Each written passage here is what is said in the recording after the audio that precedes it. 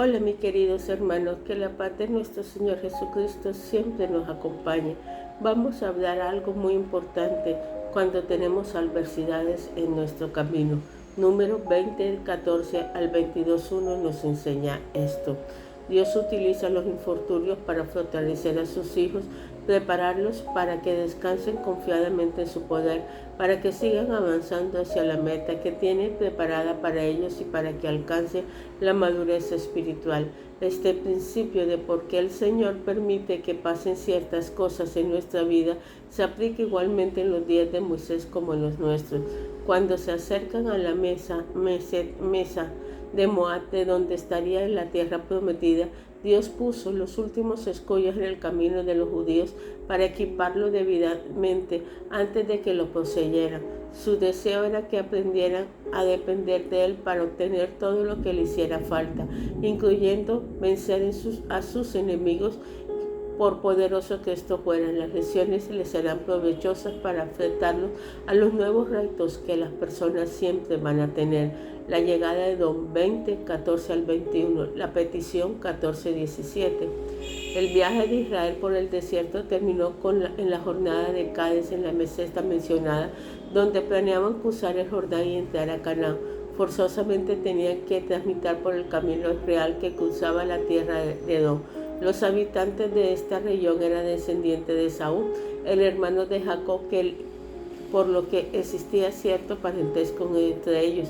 Debido a su origen común, esperaban que esa nación les ayudara, porque también conocían perfectamente las promesas divinas hechas a los judíos. Moisés envió a sus mensajeros al rey de Edom para pedirle permiso de pasar por su territorio, informante de lo que le habían pasado en los últimos casi 500 años de permanencia y esclavitud a Egipto. El rey debe haber investigado la exactitud de los hechos por el líder para estar seguro de su trasfondo y de su vínculo sanguíneo.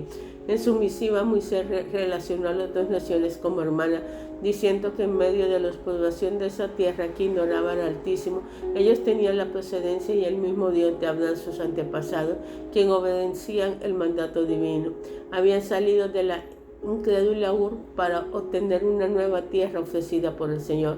Por lo tanto, les pidió que se asociaran como parientes que eran para hacer frente común contra los paganos que los rodeaban. En resumen, el siervo de Dios declaró todas las vicisitudes que había pasado desde que Israel salió de Egipto, donde pasaron más de 400 años sufriendo el maltrato y la explotación. Añadió que habían clamado a Jehová y Él les había escuchado, sacándolos de la opresión.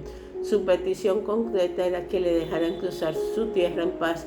Prometieron no hacer daño ni tocar nada de sus frutos, ni siquiera tomarían agua de sus pozos, solo querían pasar por el camino principal. El 18 al 21 nos da algo la negación.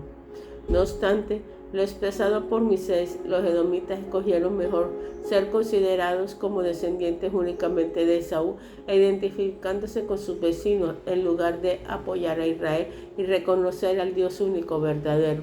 Su respuesta fue negativa y se unieron con sus enemigos para combatirlo. Esta actitud no estaba motivada por la prudencia o el miedo de que Israel les perjudicara, sino que era una evidencia más larga de la enemistad que había comenzado como los hermanos Esaú y Jacob.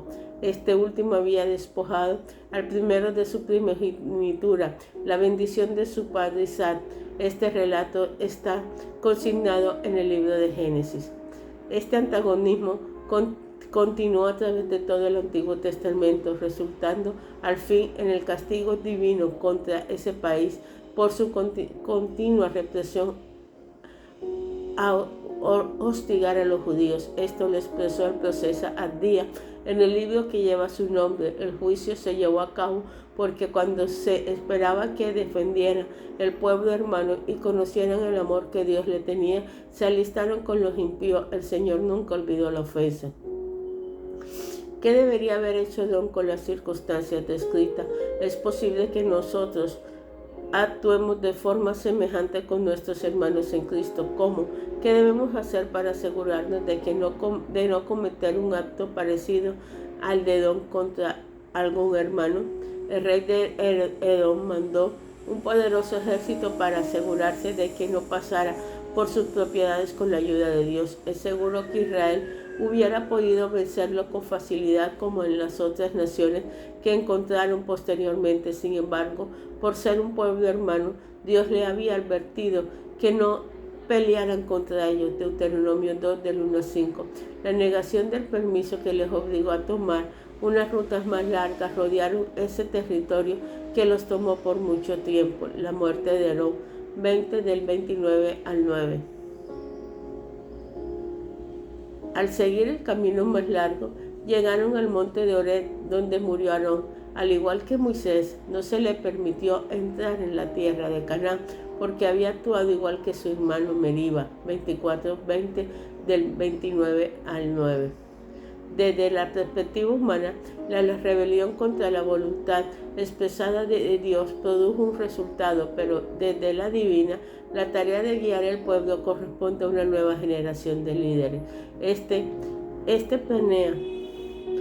plan se confirmó con la investidura de Eliezer como sacerdote. La selección de este hijo de Aarón sirvió para confirmar que el puesto sería transmitido a su descendencia para siempre. Todo el pueblo fue testigo de cómo Aarón subió al monte justamente con Moisés y Eleazar, y cómo regresaron este último sin su padre, pero vestido con el traje sacerdotal. Al darse cuenta de la manera en que se había cumplido la palabra divina respecto al sacerdocio, la congregación lamentó su muerte por 30 días. Del 21 al 1:3, la derrota de los cananitas. El rey de Aram fue el primer gobernante cananita que se interpuso atacándole y tomando algunos prisioneros. Los judíos clamaron a Dios y le hicieron un voto, y el Señor prometió destruir sus enemigos completamente, incluyendo todas sus ciudades. Esta primera batalla sirvió para demostrar lo que podían esperar en su conquista de la región. Dios le daría la victoria y ellos deberían arrasar con los pueblos totalmente. El lugar donde se llevó a cabo este triunfo era muy significativo. 40 años antes, Amalek y los cananeos los habían derrotado precisamente allí, cuando intentaron llegar a la tierra prometida, a pesar de la negativa de Dios, habiéndose rehusado a confiar en Él. Ahora contaban con su apoyo y su presencia en la batalla y su bendición incondicional.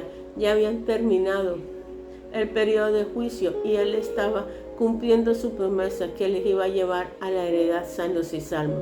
El nombre que le di a ese sitio fue para dar testimonio de lo sucedido. Oma, que quiere decir destrucción, se le llamó así para conmemorar la obra realizada del Señor a favor de ellos. Como Edom no les permitió pasar, ellos rodearon a Edom. 21:4-9. La última vez que el pueblo expresó descontento acerca de la comida que Dios le enviaba y del liderazgo de Moisés surge cuando rodeaban el territorio de Edom. Describieron al maná diciendo: tenemos fastidio del pan tan liviano. En otra tradición, de este alimento tan miserable. Una vez más indicaron que preferían regresar a Egipto que seguir en el desierto. Por lo tanto, tuvieron que sufrir las consecuencias de su actitud negativa. A pesar de las claras manifestaciones y bendiciones de Dios, se lamentaron otra vez. Para castigarlos, Dios envió serpientes venenosas para que los diezmara por medio de sus mordeduras. Muchos padecieron en este juicio. El pueblo se arrepintió y confesó sus pecados, acudiendo a Moisés para pedir que interviniera a favor de ellos. Como resultado, Dios proveyó a su líder una serpiente de bronce ardiente puesta sobre un asta para que fuera mordido el que fuera mordido mirara a ella. La serpiente no tenía ningún poder en especial para curar. Sin embargo, quien creyera en la palabra que Jehová había dicho, sanaría. Este era el acto de su fe individual y personal. El Señor Jesucristo utilizó este ejemplo para enseñarle a Nicodemo 3, Juan 3, 14, 16, que así como había sucedido con Israel en el desierto en los días de Moisés, le era necesario tener fe en Él como Hijo de Dios para poder recibir la vida eterna, porque el Señor mismo lo había levantado sobre la cruz para que cualquiera que confiara en Él la obtuviera, en lugar de murmurar contra Dios por las carencias de Israel debería aprender a confiar en Él y agradecer lo que tenía por gracia. Así como los israelitas que eran mordidos por la serpiente tenían que confiar y mirar hacia la serpiente de bronce, nosotros debemos mirar a nuestro Señor Jesucristo para obtener la salvación. El viaje de Abbot a Pisgah, 21:10-20. Después continuaron su viaje y la escritura menciona los lugares donde establecieron su campamento hasta llegar al área de Moab. Una vez más le faltó agua, solo que no se mencionó que se haya lamentado. Más bien parece que esta vez Dios no esperó a ver cómo reaccionará ante el problema, sino que tomó la iniciativa para dársela, diciéndole a Moisés que reuniera alrededor del pozo de Bet para que recibieran esta bendición. A raíz de eso, con gran gozo, elevaron un cántico de alabanza. Dios provee agua necesaria para satisfacer su sed al pueblo, razona, tal como hizo con su pueblo durante los años que pasaron en el desierto. Dios provee todo lo que hoy necesitas, nos da maná y agua, así como lo hizo en aquel tiempo. ¿En qué forma suple lo que requerimos? La victoria sobre los amorreos, 21:21-32. La posición de los habitantes de aquella región aumentó a medida que avanzamos. Primero fueron los amorreos y después los basanitas, quienes intentaron frenar el proceso de los judíos, pero fueron derrotados. Dios estaba cumpliendo de diversas maneras las promesas hechas a Abraham en Génesis 12, del 1-3, diciendo que los que bendijeren a Israel recibirían bendición, pero que los hostigaran sufrirían las consecuencias. La petición rechazada, 21-23. Una vez más, que solicitaron permiso para cruzar el desierto de Sehón, rey de los amorreos, y enviar mensajeros pidiendo que los dejaran pasar por el camino real, ofrecieron las mismas seguridades que habían presentado. No tocarían su comida ni el agua, ni se dividirían. El rey negó la petición y salió con el ejército para pelear en contra de ellos. La retribución, 24:32. Dios lo dirigió a la batalla e Israel obtuvo una gran conquista. Tomaron posesión de toda la comarca hasta la frontera con los amonitas y habitaron en sus ciudades. Se publicó un proverbio en cuanto a la devastación efectuada sobre los amorreos para recordar lo que el Altísimo había hecho por ellos. La victoria sobre Barzán, 21:33 y 22:1. Cuando los barzamitas intentaron detenerlos, también fueron vencidos. El rey Og, guerrero con sus pueblos, pero el Señor prometió que estaría con ellos para derribarlos. De antemano los había entregado en sus manos. El resultado final fue la eliminación total de Barzán e Israel se adueñó de sus propiedades. Dios vence a los enemigos que quieren obstruir a su pueblo. Con la protección evidente de Dios, Israel llega a la entrada de la tierra prometida y se atuvieron frente a Jericó. Allí pernotaron unos días para preparar a tomar la tierra que fluye leche y miel. Dios había demostrado en muchas ocasiones durante los 40 años pasados que pelearía a favor de ellos y que proveería todas sus necesidades, que lo bendeciría y cumpliría cabalmente todas sus promesas.